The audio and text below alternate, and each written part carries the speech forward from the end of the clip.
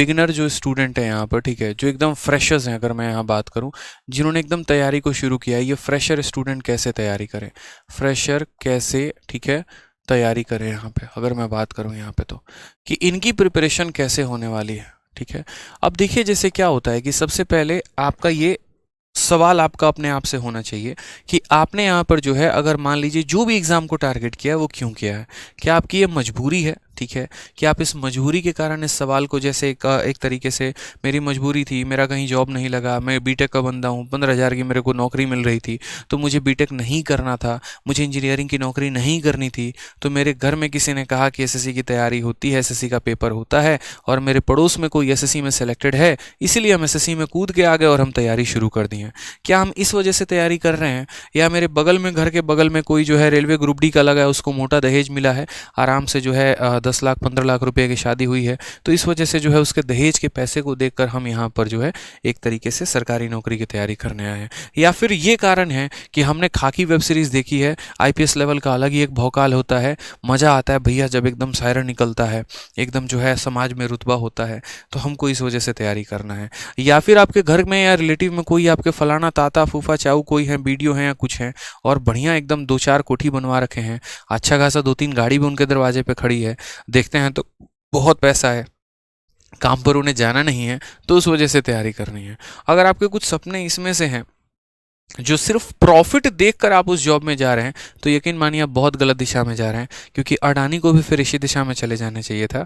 बेकार में वो जो है अपना हीरा का बिजनेस शुरू किया, या कहीं पर भी जो है छोटा मोटा कोई काम किए, उन्हें भी सरकारी नौकरी की तैयारी करने की आवश्यकता थी। क्योंकि है ना, अगर प्रॉफिट के वजह से अगर हम किसी चीज़ के पीछे भागते हैं, तो मुझे लगता है कि ये सबसे बड़ी बेवकूफ़ी है। प्रॉफिट के पीछे भागना मतलब एक स्टार्टअप मिल जाए, एक किक मिल जाए, कि ये मिल जाए, तो शायद आप अच्छे से, मुझे नहीं लगता कि प्राइवेट सेक्टर के बारे में जानते हैं। प्राइवेट सेक्टर में अगर आप जानेंगे तो 5-5 लाख रुपए, 6-6 लाख रुपए भी सैलरी होती है अगर ढंग की पोस्ट में हो तो, और ज़िंदगी ऐसी है जिसकी कोई बात ही नहीं करते, ठीक है। तो यहाँ पर जो है हर चीज़ पैसा नहीं होता, हर चीज़ यहाँ पर एक तरीके से स्टार्टअप नहीं होता कि हाँ किसी के घर पे 2 गाड़ी खड़ी है और जो काम वो कर रहा है वही काम हम करने चलेंगे, ऐसा नहीं होता। ये चीज़ें डिसाइड नहीं करती हैं करियर आपका। आज के समय में कई सारे बच्चों को देख रहा हूँ, 12th पास आउट किए हुए हैं, ग्रेजुएशन के पहले साल में हैं, और कुछ नहीं मिला तो सरकारी नौकरी की तैयारी करेंगे, क्यों? क्योंकि उसमें साधन कम लगना है। ऐसा नहीं है। फिर उस केस में यहाँ पर क्या होता है कि आप 2 साल 3 साल तैयारी करते तो हैं, लेकिन अंदर की चीज़ें मजबूत नहीं होती हैं, आपके स्ट्रॉन्ग विल डिज़ायर मजबूत नहीं होता है, तो बाद में आप टूट से जाते हैं, बिखर से जाते हैं, और फिर तैयारी आपको छोड़नी पड़ती है। तो मुझे नहीं लगता कि ऐसा आपको करना चाहिए। सबसे पहले आप यहाँ पर जो है तैयारी कैसे करें वो बाद की बात है, तैयारी क्यों करें, इस क्यों पर सबसे ज़्यादा फोकस करना है, कि आपका जो क्यों है ना, ये बड़ा स्ट्रांग होना चाहिए। वाई क्यों क्लियर होने के बाद फिर आपको रुकना नहीं है, फिर आपको कंसिस्टेंटली जो है लग जाना है, ठीक है। सबसे बड़ा चैलेंज आता है यहाँ पर कि ये फ्रेशर स्टूडेंट के साथ, कि ये फ्रेशर स्टूडेंट तैयारी कैसे करें। मान लीजिए आपका क्यों क्लियर हो गया, थोड़ी बहुत समझदारी के साथ आपने जान ली कि तैयारी करनी है। मैं बात सिर्फ एसएससी को लेकर नहीं करूंगा, मैं किसी भी गवर्नमेंट एग्जाम को लेकर बात करूंगा कि कोई भी गवर्नमेंट एग्जाम की अगर आपको तैयारी करनी है तो आप कैसे करेंगे, चाहे वो एसएससी है, चाहे वो बैंकिंग है, चाहे वो यूपीएससी है, ब्रॉड लेवल पर अगर हम बात करें यहाँ पर तो कैसे होगा। तो सबसे पहले जो है ना, आप वहाँ पर उसका सिलेबस जानना शुरू करो कि उसका सिलेबस है क्या। जैसे मानिए एसएससी का सिलेबस जानना है तो बड़े आसानी से इंटरनेट पर इजीली अवेलेबल मिल जाता है। यूपीएससी का जानना है तो उसकी एक मैगजीन भी आती है, यूपीएससी कोर या ऐसे करके 20 रुपए की, उसमें पूरा यूपीएससी का दिया गया होता है सिलेबस, और भी चीज़ें होती हैं, या इंटरनेट पर भी मिल जाता है, यूट्यूब पर भी। दूसरा, सिलेबस देखने के बाद जो है ना, आप कम से कम 1 या 2 टॉपर की वीडियो देखा करो, टॉपर्स स्ट्रैटेजी जाना करो कि टॉपर की स्ट्रैटेजी क्या थी, और टॉपर की वीडियो देखो। फॉलो कुछ भी नहीं करना, बस अभी वीडियो देखना है, उनके स्ट्रैटेजी जानने आपको कि उन्होंने किस तरीके से काम शुरू किया, किस तरीके से पढ़ना शुरू किया, और क्या उनका रणनीति रहा, कितने समय लगे, उन्होंने कौन से सब्जेक्ट को चूज़ किए। कारण बताता हूँ मैं, मान लीजिए कि मैं 12th में हूँ, ठीक है, आनंद फानंद में हमें कुछ समझ में नहीं आया और हमने जो है केमिस्ट्री ऑनर्स कर लिया, और ग्रेजुएशन करने के बाद जो है हमारी इच्छा हुई कि हमें यूपीएससी करनी है। हालांकि इच्छा हमारी 12th में भी थी, बताने वाला कोई नहीं था, सबने कहा तुम जैसे तैसे करके ग्रेजुएशन कर लो। अब हमने ग्रेजुएशन कर लिया केमिस्ट्री ऑनर्स में। केमिस्ट्री ऑनर्स ग्रेजुएशन करने के बाद जब यूपीएससी की तैयारी करने गए तो पता चला कि मेरा रूममेट जो है वो हिस्ट्री ऑनर्स करके आया है और उसने ऑप्शनल में हिस्ट्री ले रखा है, तो भाई 500 नंबर का तो पेपर उसका ऐसे ही तैयार हो गया है। ठीक है, दूसरा रूममेट मेरा एसएससी का है, उसने यहाँ पर जो है पॉलिटी ऑनर्स कर रखा है, तो उसकी पॉलिटी तो ऐसे ही स्ट्रांग है प्री और मेंस में, तो उसके ऐसे ही नंबर आ जाएंगे।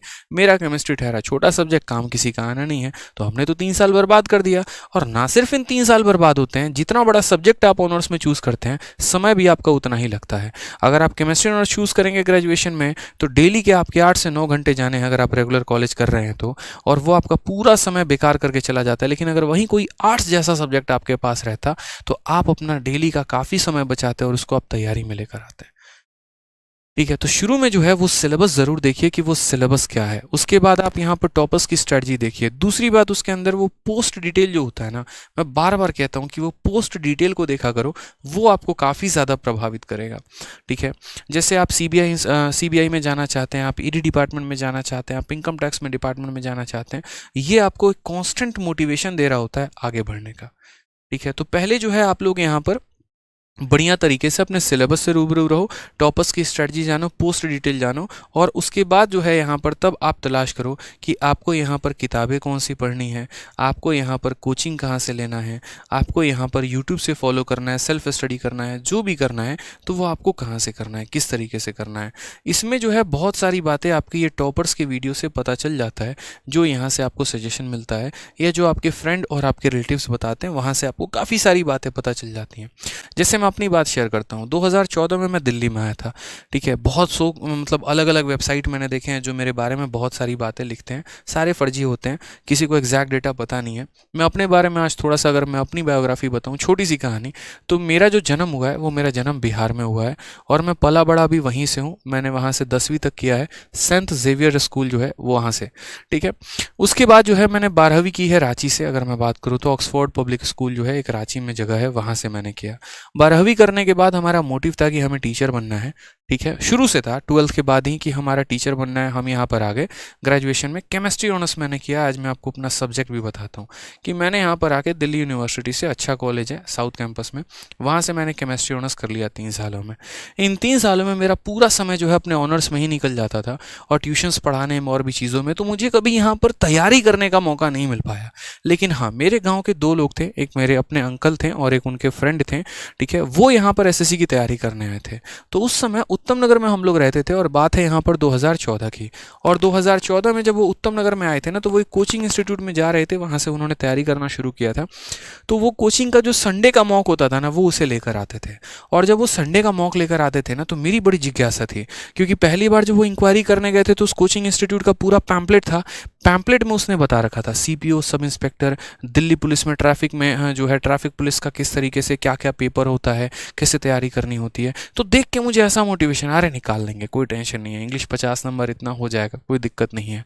ठीक है, जो वो मॉक टेस्ट लेकर आते थे तो वो मॉक टेस्ट लाकर रख देंगे, क्योंकि ऑफलाइन उस समय होता था, ऑनलाइन कोचिंग तो थी नहीं। 2014-15 की बात मैं कर रहा हूँ तो। और तब मैं बेचारा 12th करके आया था ग्रेजुएशन के फर्स्ट टाइम पे, तो मैं उन क्वेश्चंस को लगाने की कोशिश करता था। जो मेरा इंग्लिश था उसके आधार पर कुछ वर्ड मैंने बता दिए, जो मेरा रीजनिंग था थोड़ा बहुत जो भी है, जो पढ़ा था, कभी फिरजी की तैयारी की थी, मतलब थोड़ी बहुत इंजीनियरिंग ऐसे कह लो, तो उसके आधार पर थोड़ा बहुत जो है वो हम सही कर पा रहे थे। मैथ्स के कुछ क्वेश्चन हमारे सही हो गए, क्योंकि उस समय पेपर का लेवल इतना होता नहीं था जैसे पूछा था, तो इंटरेस्ट आना शुरू हुआ। तो यहाँ पर क्या होता था कि मेरे ऑनर्स में मेरा पूरा समय निकल गया। तो जैसे मैंने कहा ना कि आपको ये तीनों चीज़ें करनी चाहिए, तो ये तीनों चीज़ें मैंने की हैं, तब हम आपको बता रहे हैं। ठीक है, मेरा सबसे पहले यहाँ पर जिज्ञासा हुआ कि यार करना क्या है। तो हम सबसे पहले जो है यहाँ पर गए इंस्टीट्यूट्स में, अलग अलग। उत्तम नगर में बात बता रहा हूँ, 2016 में इंक्वायरी करने।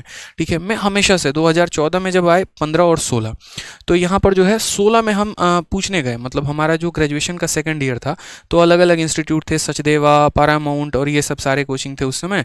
तो गए वहाँ पर, इंक्वायरी में जाते हो ना तो बड़ा बढ़िया पैम्पलेट देता है। उस पैम्पलेट में ही सारा सिलेबस लिखा हुआ था कि पेपर का पैटर्न क्या है, कौन से एग्जाम को निकालना है तो उसके लिए कितने सब्जेक्ट होते हैं, उनके कितने क्वेश्चन आते हैं, कितने नंबर आते हैं। और वो पैम्पलेट में, पैरामाउंट की एक पैम्पलेट हुआ करती थी, उसी पैम्पलेट के अंदर जो है वो सारा का सारा दिया गया था। तो मुझे बड़ा अच्छा लगा यार, हाँ यार ये हो सकता है, मतलब कोई बहुत बड़ा चीज़ नहीं है। पैम्पलेट के पीछे टॉपर्स के फोटो को देखकर लास्ट में वो जब कोई भी इंस्टीट्यूट होता है एक फोटो ऐसा लगा देता है और कहता है नेक्स्ट यू, तो एकदम दिल से आवाज़ आती है कि अगला हम ही हैं, तुम टेंशन मत लो, हम होने वाले हैं। तो सिलेबस यहाँ से थोड़ा मुझे जानकारी मिल गया। इसके बाद उस समय एक और वेबसाइट था करके, mrunal.org, हालांकि इस समय समय अब ये है कि नहीं है मुझे नहीं पता, और इसमें बहुत सारी बातें। तो मृणाल.org से सबसे पहले मैंने जो है वेबसाइट विजिट किया, मैं अपनी एकदम स्टार्टिंग बता रहा हूँ। यहाँ से मृणाल.org पर गया, एसएससी में गया, और एसएससी में जाने के बाद जो है वहाँ पर जितने भी एक तरीके से पोस्ट डिटेल थे और जितने भी एग्ज़ाम्स का जो भी पढ़ना था, करंट अफेयर का, स्ट्रेटजी का, सारे के प्रिंट आउट जाके किसी भी तरीके से जोड़ गाड़ के पैसे निकलवा के लेके आए और उसमें टिक करना शुरू किया कि इंग्लिश ऐसे होगा, रीजनिंग ऐसे होगा, मैथ्स ऐसे होगा। फिर उसके बाद बात आती है टॉपर्स स्ट्रेटजी की वीडियो, ये ज़रूरी था। ठीक है, उस समय अलग अलग टॉपर थे, बहुत ज़्यादा वीडियो उस समय इंटरनेट पर उनके आते नहीं थे, ऑनलाइन का ज़माना नहीं था। तो मैं ऑफलाइन में सेमिनार कंडक्ट करने जा रहा था। मतलब जैसे मुझे यूपीएससी का पता चला कि संडे को चाणक्य आईएएस जो है वो फलाना जगह सेमिनार करवा रहा है, तो मैं उत्तम नगर से मुखर्जी नगर पर्टिकुलरली वो सेमिनार करने के लिए आऊँगा। कई बार तो ऐसा होता था ना कि जब मैं डीमोटिवेटेड फील करूँगा तो मैं बस उत्तम नगर से बस पकड़ के आऊँगा। ठीक है, उत्तम नगर से उस समय कौन सी बस आती थी एग्जैक्टली नंबर नहीं याद है। ठीक है, मतलब उत्तम नगर से बस सीधा लेकर आऊँगा मैं, दिल्ली में डीटीसी जो बसें चलती हैं यहाँ पे, और उसके बाद आके मुखर्जी नगर में अलग अलग कोचिंग में जा के सेमिनार अटेंड करना। अच्छा, यहाँ पर ऐसे होता है, टॉपर्स का सेमिनार ऐसे होता है, ये ऐसे बोलते हैं, ऐसे तैयारी की। क्योंकि ग्रेजुएशन में जिनकी कॉलेज रेगुलर होती है उतना समय होता नहीं है, तो यहाँ से थोड़ा स्पार्क अपने अंदर जलाए रखा बस कि हाँ आगे चल के तैयारी करनी है। 2017 के लास्ट में मेरा यहाँ पर एक तरीके से ग्रेजुएशन ख़त्म हुआ। थोड़ी बहुत जानकारी टॉपर लोगों की वीडियो से मिल गई, थोड़ा बहुत सिलेबस का पता कर लिया। लेट हमारे में बहुत हो चुका था, वो हमारी गलती की वजह से बताने वाला कोई नहीं था कि तैयारी करनी कैसे है। इस चक्कर में हम अलग अलग जगह पर भटकते रहें। ठीक है, लेकिन 18 के बाद से हमने तैयारी अपनी शुरू की। 1.5 साल हमें लगे पूरा का पूरा बढ़िया तरीके से। 19 के हाफ तक हमारा प्रिपरेशन हो चुका था। उसी समय गुरुकुल का भी पता चला, फिर बाद में गुरुकुल में भी आए, रहना शुरू किया वहाँ पर, और भी तैयारी शुरू हुई इस तरीके से करके। और बाद में धीरे से तैयारी शुरू हो गई अपनी अच्छे तरीके से। कोचिंग्स लिए ऑफलाइन में, कुछ दिन मैं गया। ठीक है, फिर उसके बाद जो है वहाँ से मज़ा नहीं आया, बहुत ज़्यादा वाहियात चीज़ें चल रही थी। ठीक है, तो फिर लाइब्रेरी लेकर अपना सेल्फ स्टडी करना शुरू किया, खुद के कंसेप्ट बनाए, खुद की चीज़ें बनाए। लाइब्रेरी में बस एक काम करता था और वो होता था हमेशा इस पोस्ट डिटेल पर मेरी नज़र होती थी। आज भी मेरे पास वो पेपर मेरे सूटकेस में संभाल के रखे हुए हैं जो मैंने मृणाल.org से निकाला हुआ था, जिसमें सारे पोस्ट थे। और उसमें एक ही पोस्ट मुझे हमेशा अच्छी लगी थी, वो कैप वाली फ़ोटो एक्साइज इंस्पेक्टर की। वो मुझे हमेशा से पता नहीं क्यों अट्रैक्ट करता था, मुझे बहुत अच्छा लगता था। ठीक है, तो ये चीज़ें जो है ना लाइफ में कड़ियाँ जुड़ते चली जाती हैं। कोई भी चीज़ आप एक बार में नहीं सीखते हैं, पहले दिन नहीं सीखते हैं, समय लगता है। तो अगर आप बिगनर हैं ना, तो आपको सबसे पहले अपने सिलेबस पर काम करना चाहिए। टॉपर्स की स्ट्रेटजी की वीडियो देखो आप, पोस्ट डिटेल देखो आप, उसके बाद आप अपना कंसिडरेशन करो कि किताबें कौन सी अच्छी हैं, कोचिंग कौन सी अच्छी है, सेल्फ स्टडी कौन सी अच्छी है। मतलब पहला जो काम होना चाहिए ना, वो आपका काम होना चाहिए सर्च आउट का, कि आप सर्च आउट कर रहे हो बढ़िया तरीके से, लुकआउट कर रहे हो कि हाँ चलो देखते हैं सभी चीज़ें क्या हैं, कैसे हैं, क्या हैं, ताकि आपका एक बेस क्लियर हो सके एक तरीके से। जब घर बनाना होता है ना, तो मिट्टी डाल के जो नींव है उसको पक्का करना होता है, ताकि अगर नींव आपकी मजबूत हो गई तो उसके ऊपर कितनी भी बिल्डिंग खड़ी कर लो कोई फर्क नहीं पड़ता है। मतलब ये रहे कि बस आपको ये फील है ना, क्योंकि जो देखो, जो पोस्ट डिटेल के बारे में सर्च नहीं कर पाया, जो अपने सिलेबस के बारे में सर्च नहीं कर पाया, जो किताबों के बारे में जानकारी नहीं कर पाया, क्या लगता है वो आगे चल के किताब पढ़ेगा?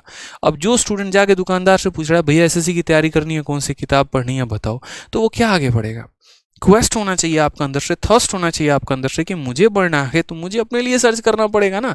तो वो चीज़ होना पड़ेगा कि आपको अपने लिए पहले आगे बढ़ना पड़ेगा। अब जैसे मानो इन चीज़ों को आपने सर्च आउट कर लिया, उसके बाद अगर हम बात करें यहाँ पर, तो फिर उसके बाद आप चूज़ करो अपने तरीके से।